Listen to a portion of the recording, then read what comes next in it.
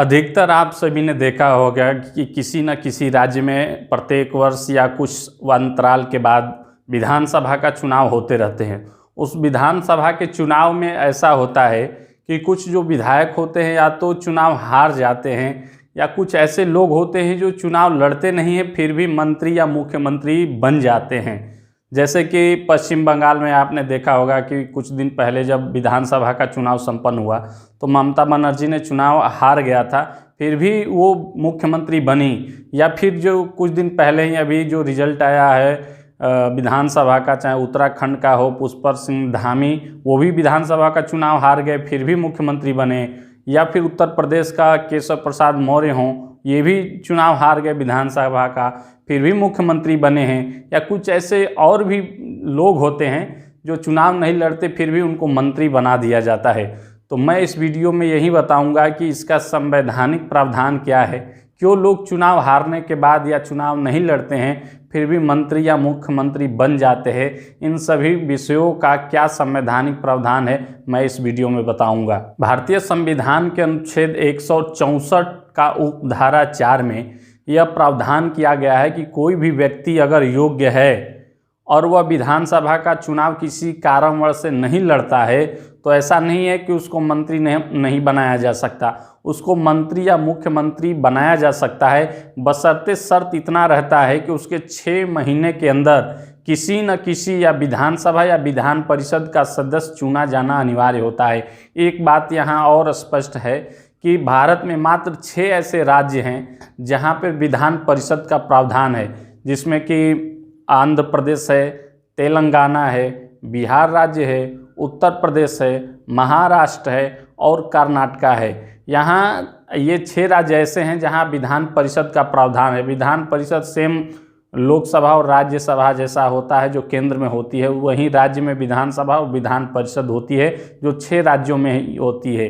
कुछ प्रकार से सदस्यों को विधान परिषद में चुनकर भेज दिया जाता है, लेकिन अन्य राज्यों में जहां पे विधान परिषद का प्रावधान नहीं है वहां 6 माह के अंदर चुनाव कराना पड़ता है और जो मंत्री या मुख्यमंत्री प्रत्याशी बने होते हैं उनको चुनाव जीतकर फिर से विधानसभा में आना होता है।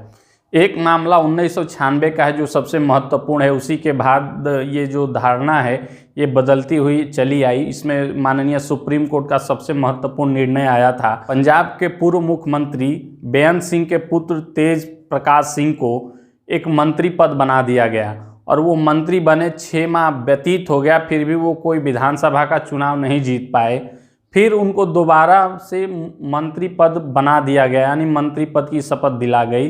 तो यह मामला सुप्रीम कोर्ट में चला गया तो माननीय सुप्रीम कोर्ट ने इस प्रक्रिया को असंवैधानिक घोषित कर दिया, क्योंकि उसका मानना था कि अगर एक व्यक्ति एक बार बिना विधानसभा का चुनाव जीते मुख्यमंत्री या मंत्री बनता है तो उसे 6 माह के अंदर पुनः निर्वाचित होना ही होगा, चुनाव जीतना ही होगा। अगर वो 6 माह के अंदर चुनाव नहीं जीत पाता है तो दोबारा जब तक वह विधानसभा का चुनाव लड़कर जीत नहीं जाता तब तक उसे फिर से 6 माह के लिए मंत्री या मुख्यमंत्री बनाया नहीं जा सकता है। इसलिए सुप्रीम कोर्ट ने उसे असंवैधानिक घोषित कर दिया था।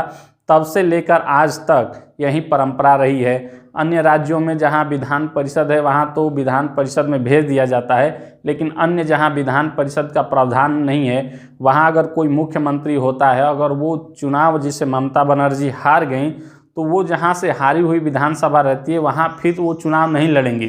चुनाव उस जगह से लड़ेंगी जहां से जीतने की संभावना 100% रहती है और वो पूरी ताकत लगा देते हैं प्रत्याशी दूसरी बार जो विधानसभा का चुनाव होता है वो जीतने के लिए।